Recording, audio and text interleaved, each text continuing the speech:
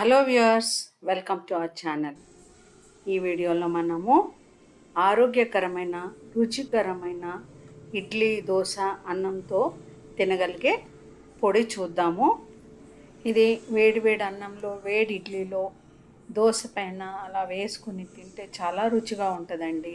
ఈ పొడి ఇడ్లీ దోశ అన్నంలోకే కాకుండా వేపుడు కూరల్లో కూడా చాలా రుచినిస్తుందండి. వేపుడంతా అయిన తర్వాత చివర్లో ఈ పొడి వేసి కలిపి మూత పెడితే వేపుడికి మంచి రుచి వస్తుంది. ఈ పొడి చేయడానికి ముందు 1 గ్లాస్ శనగపప్పు నీళ్ళతో శుభ్రంగా కడిగి 1 గంట కానీ 2 గంటలు కానీ ఎండలో ఆరబెట్టుకోవాలి.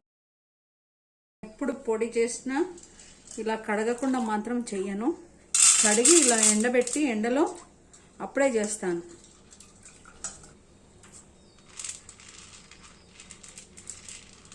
ఇలా కడగడం వలన పప్పు మీద ఉన్న దుమ్ము ధూళి అంతా పోతుంది.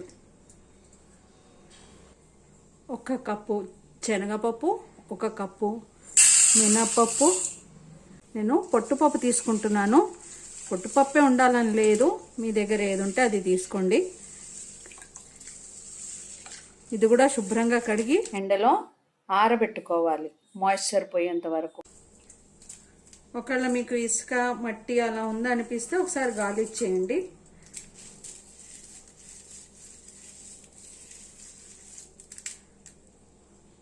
ఒక గ్లాసు పుట్నాల పప్పును కూడా నీళ్ళల్లో వేసి తీసి అన్ని పప్పుల్లాగే ఇది కూడా మాయిశ్చర్ పోయేంత వరకు ఆరబెట్టుకోవాలి. 1/2 గ్లాసు నువ్వులని నీళ్ళలో వేసి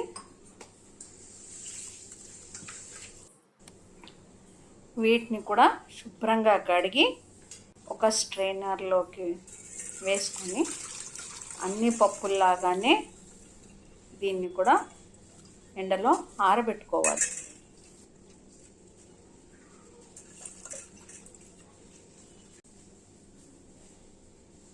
ఇలా గాలి ఇచ్చడం వలన ఏమైనా ఇసుక మట్టి ఉన్నా కూడా కింద ఉండిపోతాయి. ఇప్పుడు కొన్ని ఎండుమిరపకాయలను తీసుకొని టిష్యూ పేపర్తో కానీ లేదా సన్నటి క్లాత్తో కానీ ఇలా తుడవాలి. ఎందుకంటే ఎండుమిరపకాయల పైన దుమ్ము ఉంటుంది. శుభ్రంగా తుడిచిన తర్వాత తొడిమెలు కూడా తీసుకోవాలి.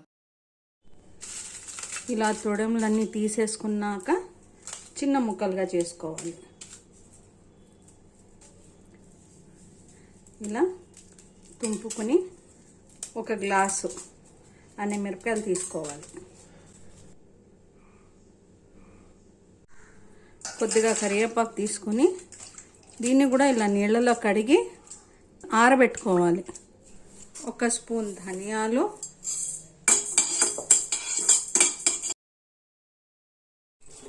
1/2 స్పూన్ జీలకర్ర కూడా వేయించుకోవాలి. 1 గంట తర్వాత చూడండి ఎలా సౌండ్ వస్తుంది. ఇలా సౌండ్ వచ్చేంత వరకు ఎండనివ్వాలి. లేకపోతే లోపల మాయిశ్చర్ ఉండి పొడి పాడయ్యే ఛాన్సెస్ ఉంటాయి. ఇలా సౌండ్ వచ్చిన వీటిని నూనె వేసి వేయించుకోవాలి. ముందు నూనె లేకుండా వేయించుకున్నాక తర్వాత కొద్దిగా నూనె వేసి వేయించుకోవాలి. మరీ ఎక్కువ నూనె వేయొద్దండి, కొద్దిగానే ఫ్లేవర్ కోసం అంతే. ఏ పప్పు అయినా వేగిందనడానికి మంచి ఫ్లేవర్ వస్తుందండి వేగుతున్నప్పుడు. అలా ఫ్లేవర్ రాలేదంటే వేగలేదని. అలాని ఎక్కువ వేయించి కూడా మాడగొట్టద్దు. ఈ రంగు వచ్చేంత వరకు వేయించాలి. నూనె వేసుకుని వేయించుకుంటే రుచి చాలా బాగుంటుంది. నూనె లేకుండా వేయించుకుంటే చాలా రోజులు నిల్వ ఉంటుంది. ఇలా కొద్దిగా ఆయిల్ వేసి మాడకూడదు.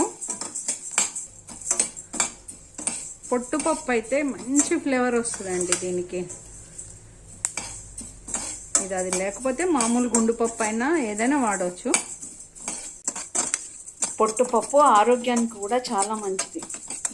ఎండిన పుట్నాల పప్పు, నువ్వులు కూడా ముందు నూనె లేకుండా వేయించుకుని తర్వాత నూనె వేసి వేయించుకోవాలి. నువ్వులు చిటపటమంటుంటాయి. దానికోసం మనం ఇలా ఒక క్లాత్ తీసుకొని మీద పడకుండా వేయించుకోవాలి.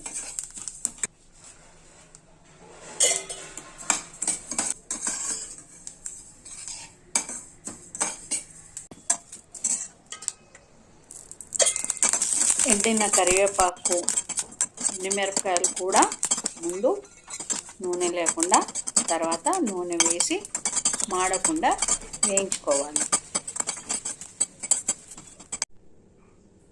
ఏ గ్లాస్తో అయితే పప్పులు తీసుకున్నామో అదే గ్లాస్తో తుంపిన ఎండుమిరపకాయలను కూడా తీసుకుని ముందు నూనె లేకుండా తర్వాత కొద్దిగా నూనె వేసి వేయించుకోవాలి. వేయించేప్పుడు గింజలు లేకుండా చూడండి, గింజలు వేస్తే తొందరగా మాడిపోతాయి. అవి వేయించుకున్న ఎండుమిరపకాయలు, పుట్నాల పప్పు, శనగపప్పు, మినపప్పు, కరివేపాకు, తగినంత ఉప్పు, నువ్వులు, ధనియాలు, జీలకర్ర, మిరపగింజలు. మీరు ఎక్కువ కారం తినని వాళ్ళైతే ఇవి అవాయిడ్ చేయండి. అన్నీ కలిపి పౌడర్ చేసుకోవాలి. ఈ లాస్ట్లో వెల్లుల్లిపాయలు వేసి దీన్ని కూడా పౌడర్ చేయాలి. మీరు వెల్లుల్లిపాయ తినని వాళ్ళైతే ఇంగువ వేసుకోవచ్చు. దేని రుచి దానిదండి. రుచితో పాటు ఆరోగ్యాన్ని ఇచ్చే కారపొడి రెడీ అండి. ఇది కనుక మీకు నచ్చితే లైక్ చేయండి, షేర్ చేయండి, కామెంట్ చేయండి. మొదటిసారి కనుక మన ఛానల్ని చూస్తుంటే ఛానల్ని సబ్స్క్రైబ్ చేసుకోండి. Thank you once again for watching my channel.